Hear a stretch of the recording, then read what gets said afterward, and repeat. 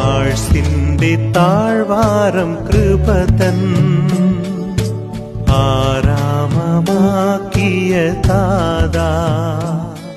സ്നേഹമുള്ളവരെ, വൈദികരുടെ മധ്യസ്ഥനായ വിശുദ്ധ ജോൺ മരിയ വിയാനിയുടെ തിരുനാൾ നാം ഇന്ന് ആഘോഷിക്കുകയാണ്. അദ്ദേഹത്തിന്റെ ജീവിതത്തിലേക്ക് ഒന്ന് നോക്കിയാൽ മനസ്സിലാവും. പഠിക്കാൻ കഴിവില്ലാത്തതിന്റെ പേരിൽ മാറ്റി നിർത്തിയവനായിരുന്നു ജോൺ വിയാനി.